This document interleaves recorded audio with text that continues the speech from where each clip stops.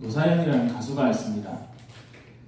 가수 이름이 이게 노사연이다 보니까 해석하기에 따라서는 노사연, 사연이 없다라고 해석할 수도 있고, 또 노사연이니까 사연이 없는 사람이 없다라고, 누구나 사연을 가지고 있다라고 해석할 수도 있습니다. 이 노사연 가수가 부른 노래 중에 만남이라는 유명한 곡이 있는데요, 이런 가사가 있습니다. 우리 만남은 우연이 아니야. 그렇습니다. 지금 우리가 만나서 이 자리에서 이렇게 이 시간에 함께 예배를 드리고 있는 것이 절대 우연이 아님을 믿습니다. 하나님의 섭리하신 가운데 있는 일임을 믿습니다. 이 세상에는 정말로 많은 만남들이 존재하고 있습니다. 모든 사람은, 단 한 사람도 빼놓지 않고 모든 사람은 부모가 됐든 또 다른 양육자가 됐든 어떤 사람과의 만남을 시작으로 어린이집, 또 유치원, 초중고대, 직장, 부부, 또 다른 여러 모임을 통해서 정말로 다양한 사람들을 만납니다. 자, 잠깐 눈을 한번 감아보도록 하겠습니다. 그리고 지금까지 어떤 만남들이 있었는지 한번 생각해 보도록 하겠습니다. 잠깐 제가 눈을 뜨세요 하기 전까지 눈을 감으시기 바랍니다. 자, 눈을 감아주세요. 자, 이제 질문 드립니다. 내 인생에 아주 선한 영향력을 끼친 사람은 누구였나요? 한번 생각해 보십시오. 한 사람만 꼽으라면 누가 있을까요? 자, 또 질문합니다. 내 인생에 정말로 좋지 않은 영향, 악한 영향을 끼쳤다라고 생각되는 사람은 누가 있나요? 한번 떠올려 보시기 바랍니다. 자, 그리고 나는 지금까지 그러면 나 아닌 다른 사람에게 어떤 영향력을 끼치며 살았습니까? 선한 영향력을 끼쳤던 사람은 누구인지, 또 나로 인해 악한 영향력을 받게 한 사람은 누구였는지 한번 떠올려 보시기 바랍니다. 네, 모두들 이제 눈을 감았으니까 이제 한번 뜨십시오. 자, 세상이 달라 보이지 않습니까? 잠깐 눈을 감았다가 떴는데도 세상이 막 다르게 보입니다. 맹모 삼천지교라는 말이 있습니다. 맹자의 엄마가 맹자의 인생을 위해서 묘지, 또 시장, 학교, 서당이라고 표현하는데요. 이렇게 이제 세 번을 옮겨 다녔다는 고사에서 나온 말입니다. 결론적으로 묘지, 시장, 학교에서 반드시 누군가를 만나게 될 것이고, 그로 인해서 그 사람으로부터, 그 환경으로부터 영향을 받게 된다는 말입니다. 묘지가 좋다 나쁘다, 또 시장이 좋다 나쁘다, 학교가 좋다 나쁘다, 이런 차원의 문제가 아니라 반드시 영향을 받게 된다는 말입니다. 부모를 잘못 만나서 학대를 당한 아이들이 있습니다. 친구를 잘못 만나서 인생을 망친 아이들도 있습니다. 직장 상사를 잘못 만나서 갑질로 인해서 또 자살이라는 것을 선택하는 사람들도 있습니다. 배우자를 잘못 만나서 말로 다 할 수 없는 고생을 하는 사람들도 있습니다. 그러니까 한 사람이 이 땅에 태어나 좋은 부모, 친구, 교사, 직장 상사, 직장 동료, 좋은 이웃, 좋은 사람을 만나는 것도 너무너무 중요한 일이라는 것입니다. 왜냐하면 말씀드린 대로 반드시 서로 영향을 주거니 받거니 하기 때문입니다. 그런데 우리가 인생을 살면서 만나야 할 가장 중요한 만남이 있습니다. 그것은 바로 예수님과의 만남입니다. 예수님과의 만남. 이보다 더 중요한 만남은 없습니다. 삶을 살아가면서 많은 만남들이 중요하지만 그 중에서 정말 중요한 만남 한 가지를 꼽으라고 한다면 바로 우리가 만나는 만남 중에 가장 중요한 만남은 예수님과의 만남이라는 것입니다. 왜? 도대체 왜 예수님과의 만남이 이토록 중요하단 말인가? 먼저 예수님과의 만남이 가장 중요한 이유는 예수님과의 만남이 영원한 생명, 생명과 연결되어 있기 때문입니다. 그냥 이 땅을 살면서의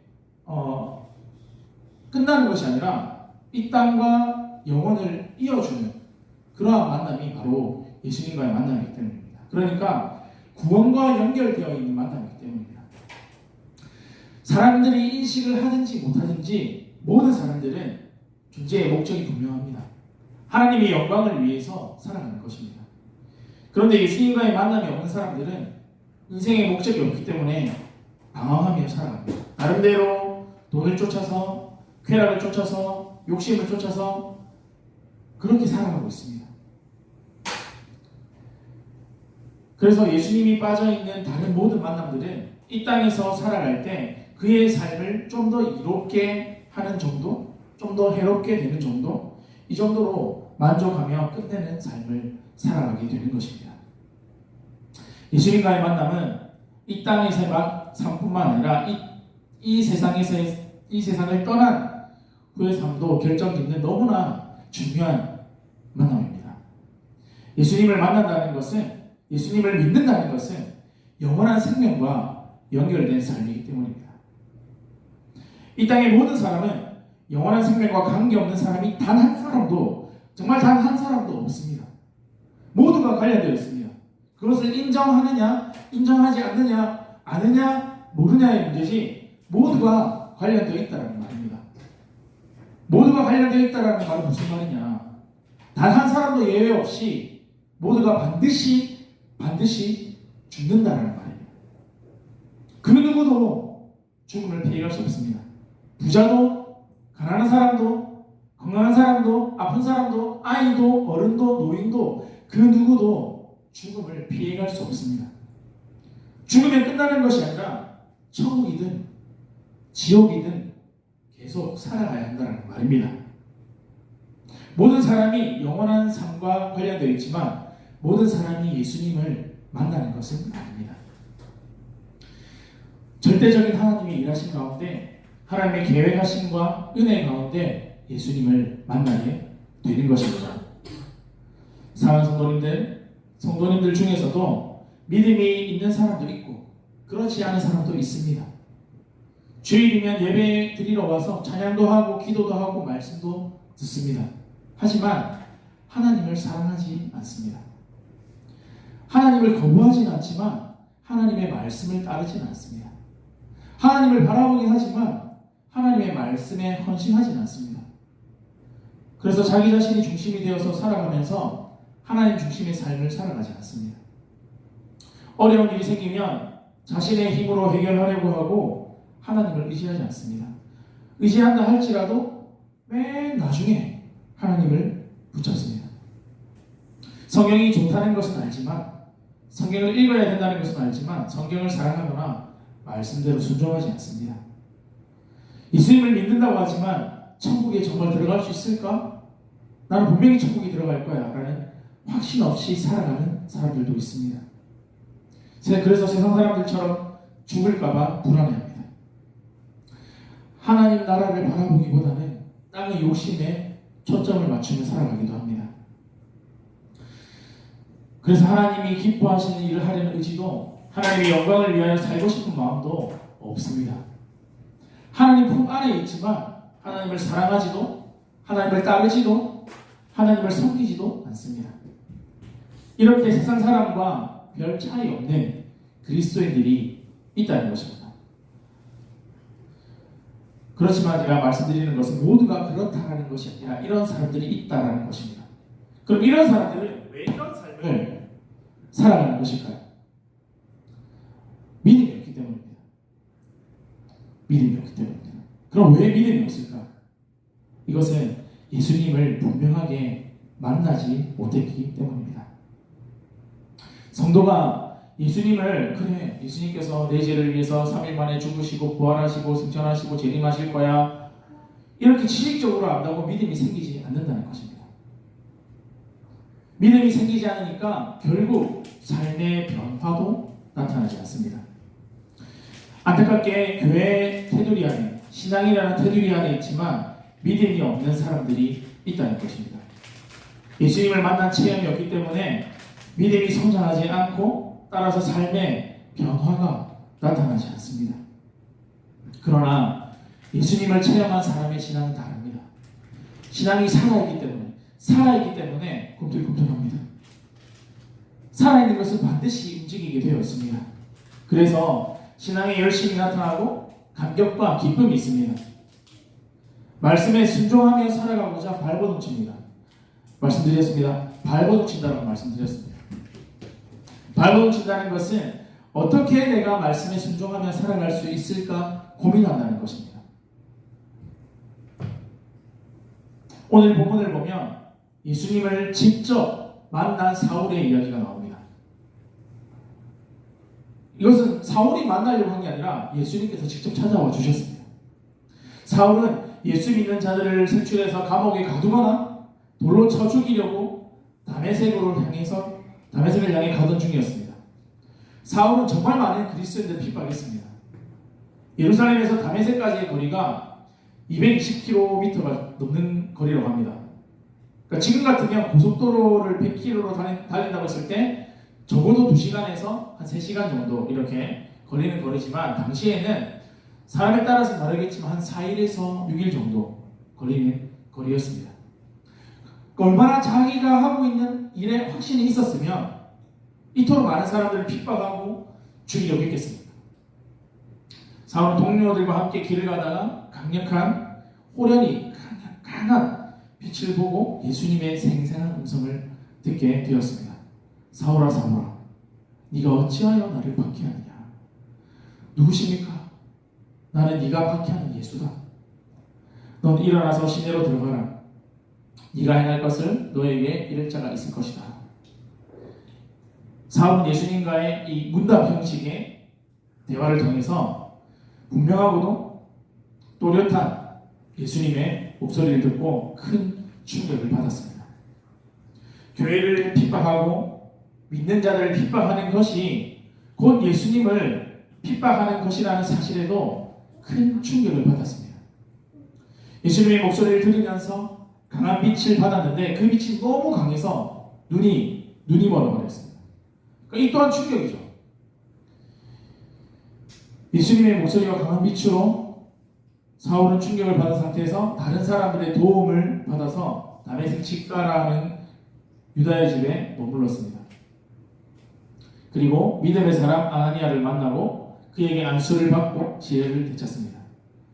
그래서 지금 사울이 예수님을 만나는 그 순간부터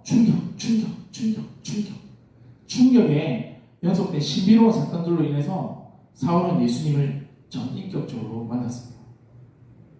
자기 자신이 예수님과 대화를 나누었다는 사실, 눈은 멀었으나 예수님이 보내신 사람을 통해서 안수받고 다시 눈을 떴다는 사실, 이 모든 일들이 믿을 수밖에 없는 하나님의 놀라운 축복, 예수님의 특별한 은혜였습니다.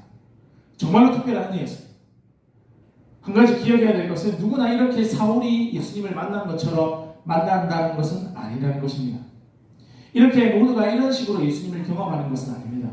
우리가 앞서 8장에서 봤듯이 사마리아 사람들은 빌립을 통해서 표적과 기사로 하나님의 살아계심을 체험했습니다. 그리고 에디오피아 내시는 광야에서 예루살렘에서 예배를 드리고 광야에서 집으로 돌아가는 길에 귀국을 하는 길에 하나님의 개입하심을 통해서 빌립을 통해서 성경의 해석을 듣고 더불어 인격적으로 예수님을 만났습니다.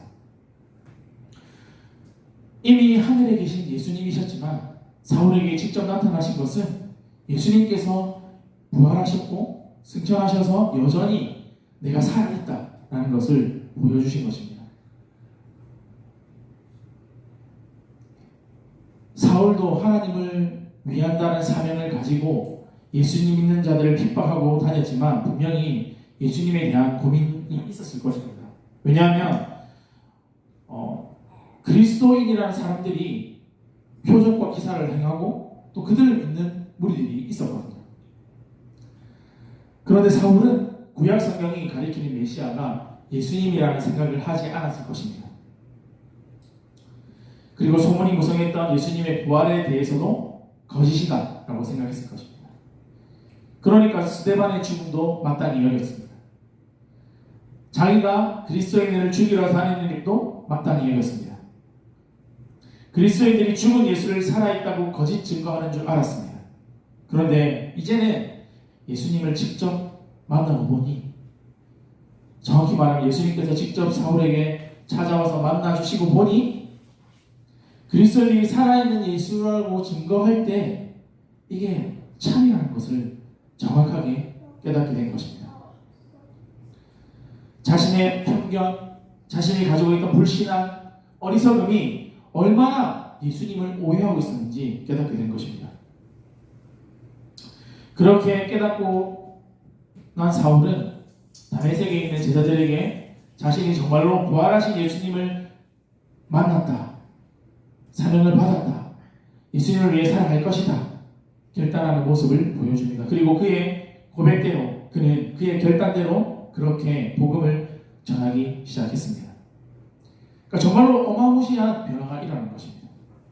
예수 믿는 자를 죽이는 데 앞장섰던 그가 이제는 믿는 자를 보호하고 변호하고 믿음을 전하는, 복음을 전하는 자로 바뀌게 된 것입니다.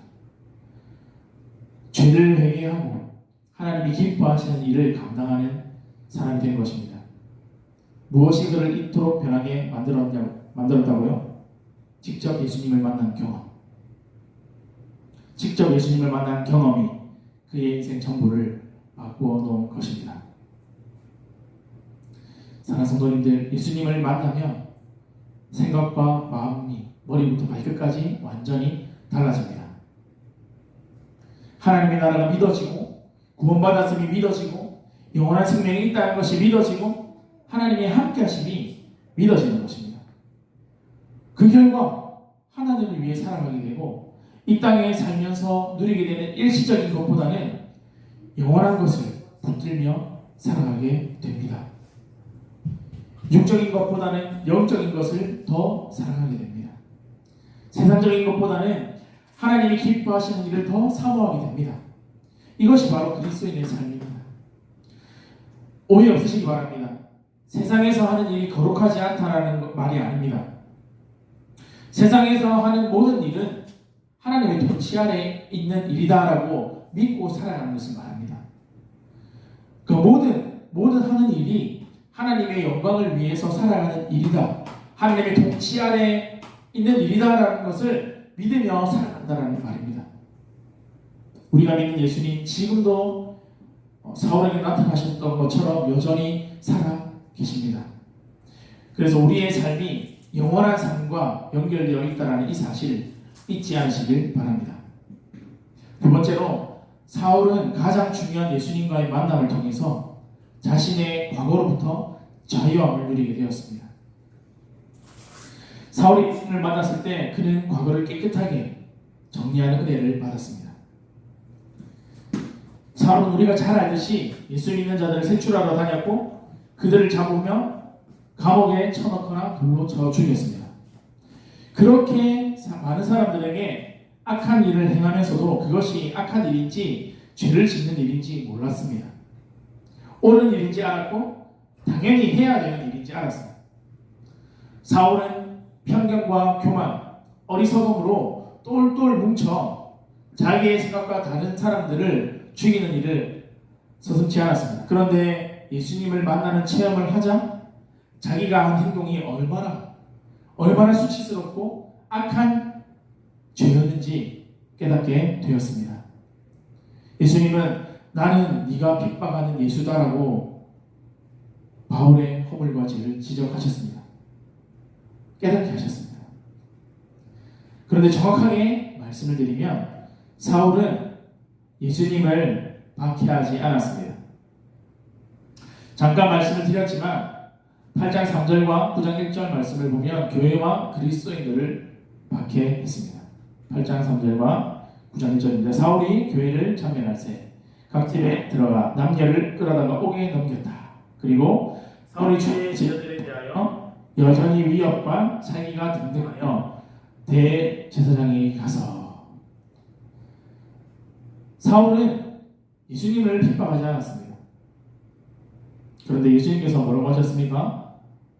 네가 내 핍박하고 있다 라고 말씀하셨습니다. 그가 했던 교회를 향한 핍박, 그리스도인들을 향한 핍박이 바로 예수님을 향한 핍박이었다라고 그렇게 예수님께서 말씀하셨던 것입니다.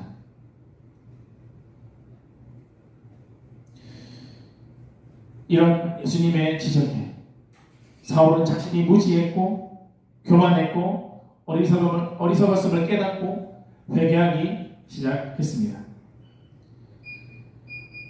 눈이 전혀 보이지 않았던 이 3일 동안 사울이 무엇을 했겠습니까? 여러 가지 많은 생각을 했겠지만 하나님 앞에서 행했던 수많은 몰라서 행했던 수많은 잘못된 죄악들과 무지에 대해서 회개했을 것입니다.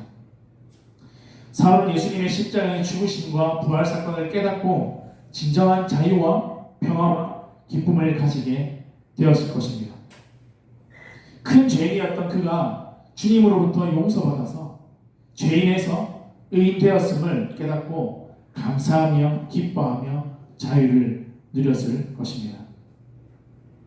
예수님을 만나고 죄 용서함 받고 구원의 확신과 자유를 누렸습니다. 예수님의 사랑을 체험하고 그것을 믿음으로 받아들인 사람마다 부끄럽고 불행했던 과거로부터 자유로워집니다. 그리고 새로운 기쁨과 행복이 시작이 됩니다. 예수님을 만난 사울의 고백입니다. 로마서 5장 8절부터 11절 말씀입니다. 우리가 아직 죄인 되었을 때 그리스도께서 우리를 위하여 죽으심으로 하나님께서 우리에 대한 자기의 사랑을 확증하셨느니라. 그러면 이제 우리가 그의 피로 말미암아 의롭다 하심을 받았으니 더욱 그로 말미암아 진노하심에서 구원을 받을 것이니 곧 우리가 원수 되었을 때에 그의 아들의 죽으심으로 말미암아 하나님과 화목하게 되었은즉 화목하게 된 자로서는 더욱 그의 살아나심으로 말미암아 구원을 받을 것이니라. 그뿐 아니라 이제 우리로 화목하게 하신 우리 주 예수 그리스도로 말미암아 하나님 안에서 또한 즐거워하느니라. 아멘. 그렇습니다. 사울은 예수님을 만나고 자유와 해방을 누리고 기쁨을 누리게 되었습니다. 사울의 고백이 우리의 고백인 줄 믿습니다. 우리는 나의 과거를 새롭게 하신 예수님의 은혜를 힘입어 살아간다는 사실을 기억해야 하는 존재들입니다. 이 믿음을 가지고 살아가는 모든 성도님들 되시기를 주님의 이름으로 축복합니다. 세 번째는 사울은 가장 중요한 만남인 예수님과의 만남을 통해 영원한 생명에 대한 소망으로 충만했음을 보게 됩니다. 사울은 죽은 줄 알았던 부활하신 예수님을 만났습니다. 그리고 예수님의 음성을 듣고 예수님의 살아계심을 보았습니다. 말씀드린 대로 사울은 정말로 큰 충격을 받았을 것입니다. 예수님이 계신 곳은 죽음이 없는 영원한 생명이 있는 곳이라는 이 놀라운 사실을 확인한 사울은 인생에 이제 소망이 생겼습니다. 사울은 부활하신 주님을 만난 후에 하늘나라 소망으로 충만했습니다. 그곳에서 받게 된 의의 면류관을 보았습니다. 이 소망으로 충만했기에 그리스도인들에게 죽음과 같은 고난이 닥쳐와도 슬퍼하지 마십시오. 오히려 다시 살게 될 소망으로 충만하십시오라고 권면할 수 있었습니다. 살아계신 예수님을 체험하고 나니 이 땅에서의 욕심, 꿈, 모든 것이 다 시시해졌습니다. 그래서 예수 그리스도를 알아가는 것에 걸림돌이 되는 것이 있다면 그것들은 모두 배설물로 여길 수 있다라고 말씀했던 것이 바로 사울의 고백입니다. 사랑하는 성도님들, 이 땅의 것은 언젠가 다 썩어져 없어질 것들입니다. 삶을 살아가는데 모든 것이 필요 없다라는 그런 말씀을 드리는 것이 아닙니다. 이 땅에서의 나의 삶이 그냥 단순히 잘 먹고 잘 사는 것에만 치우쳐져 있다면, 인생의 목적이 그것에만 있다면 그것은 다 썩어져 없어져 버릴 것들이라는 것입니다. 예수님께서 기다리시는 것, 주님과 영원히 함께하는 것이 진정한 복이라는 것을 사울이 깨달았던 것입니다. 그는 가난했지만 믿음으로 견딜 수 있었던 것도, 외로움을 견딜 수 있었던 것도, 질병의 고통을 겪으며 살았지만 그 고통과 아픔을 견딜 수 있었던 것도 바로 장차 들어갈 하늘나라에 대한 소망이 있었기 때문입니다. 그래서 그는 고백합니다. 현재의 고난, 장차 주어질 영광과 좋게 비교할 수 없다. 하늘나라에 들어갈 소망으로 확신하는 자는 이 땅에서의 어떤 어려움도 견딥니다. 어떤 괴로움도, 어떤 답답함도, 어떤 실망도 견디고 이겨낼 수 있는 것입니다. 왜냐하면 장차 주어질 영광보다 더욱 영광스러운 것은 없기 때문입니다. 사랑하는 성도님들, 이 땅은 우리의 종착지가 아닙니다. 그런데 이 땅을 살면서 우리는 우리의 눈이 세상에 빼앗길 때 있습니다. 화려함에 빼앗기고, 욕심과 죄에 빼앗기고, 육체의 쾌락과 즐거움에 빼앗길 때 있습니다.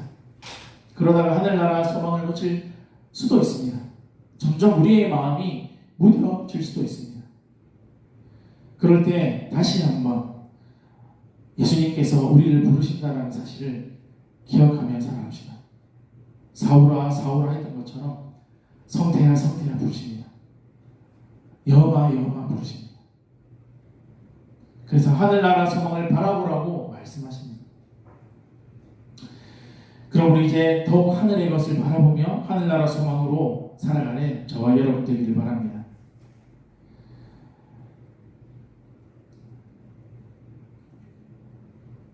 말씀을 마무리하도록 하겠습니다.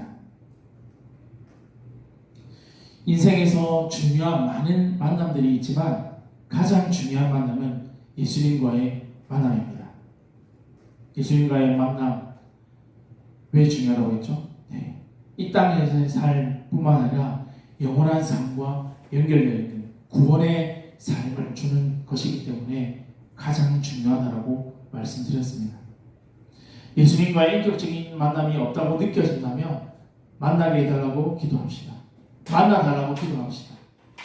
예수님과의 인격적인 만남이 있음에도 불구하고 있었음에도 불구하고 뭔가 모르게 식어져 있다면 다시 내 안에 예수님과 뜨거웠던 만남이 일어나게 해달라고 기도합시다. 우리에게는 예수님께서 주신 자유가 있습니다. 그 자유가 우리의 만족과 나의 유익만을 위한 삶이 아니라 주를 위해서 어떻게 살아갈 것인지 고민하는 자유자로 살아갑시다. 사울은 예수님을 만나고 핍박하는 자에서 핍박당하는 자로 살았습니다. 핍박당하는 것을 당연하게 여겼습니다. 그렇다면 우리의 삶도 여전히 그런 핍박들이 올 수 있는 것입니다. 그런 유혹들이 여전히 올 수 있는 것입니다. 그런 유혹과 핍박들이 올 때에 하늘나라 소망, 예수 그리스도를 붙들고 살아갑시다. 주님 때문에 당하는 고난을 기뻐할 수 있는 마음을 달라고 기도합시다. 매일 예수님과의 만남을 정말로 중요하게 생각하고 있는가? 이것이 우리가 가져야 할 가장 중요한 생각일지도 모르겠습니다. 다른 만남을 중요하게 생각하면서 만나러 갈 때 우리의 모습을 생각해 봅시다. 중요한 사람을 만나러 갈 때 지장합니다. 꾸밉니다. 시간을 드립니다. 내가 예수님과의 만남을 그렇게 생각하고 있느냐? 한번 돌아봅시다. 물론 저에게도 지금 이 시간 던져야 될 질문이고 일주일 내내 던졌던 질문입니다. 나는 예수님과의 만남을 정말로 가장 중요하게 생각하고 있느냐? 그렇게 생각하면서 하루하루를 살아가고 있느냐? 이 질문을 던져야 할 것입니다. 가장 중요한 만남이라고 믿고 있는데 믿고 있다면 그렇게 믿는 대로 행동하고 있느냐 하는 것입니다. 예수님과의 만남 가장 중요하다면 그 중요한 만남을 정말로 중요하게 생각하며 살아갑시다. 예수님이 내 인생의 주인임을 기억하며 살아갑시다. 무슨 일을 하든지 예수 그리스도의 통치를 받으며 살아가는 것이 바로 예수님과의 만남을 가장 중요하게 생각하고 있다는 증거입니다. 이 땅에서 하나님의 나라를 이루어가고 훗날 영원한 생명을 누리게 되는 그날까지 선물로 주신 이 하루, 선물로 주신 이 한 주, 주를 위해서 살아감으로써 믿는 자들에게도 여러분 가장 중요한 만남이 있는데 그것이 바로 예수님과의 만남입니다라고 소개해주는 메신저로서 살아내는 저와 성도님들 되시기를 주님의 이름으로 축복합니다. 함께 찬양하며 기도하겠습니다.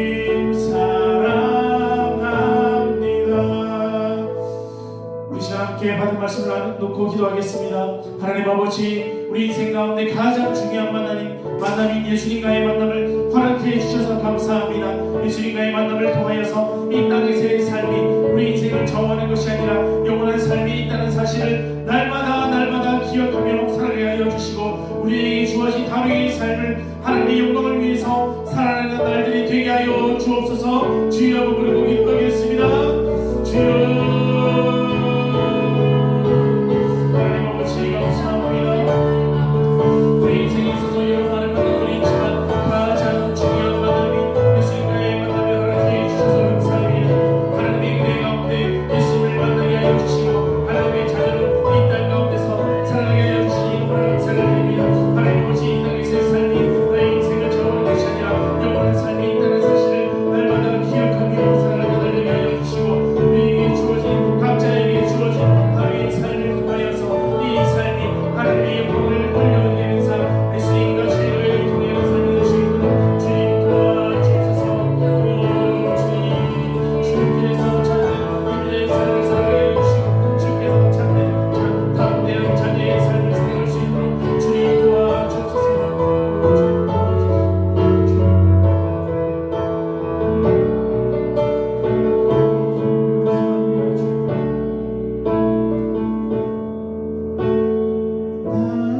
난 이제 주님밖에 없어요. 내 인생의 주인이 되어주세요. 내 몸과 맘 모두 받아주세요. 나의 사랑 내 몸에 주님 사랑합니다.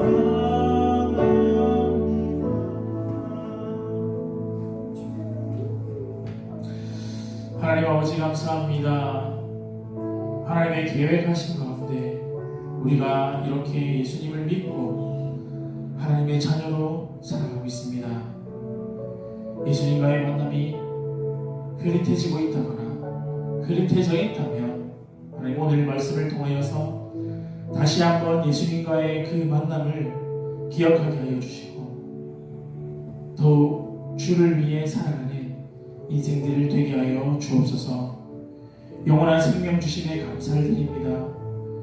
우리가 또한 매일 또 오늘 하루 또 한 주를 살아내면서 가장 중요한 만남을 매일의 삶을 통해 하게 하여 주시고, 하나님의 이 사랑을 또 다른 자에게 소개해 줄 수 있는 하나님의 사람으로 살아가게 하여 주옵소서. 살아계신 예수님의 이름으로 기도드리옵나이다. 아멘.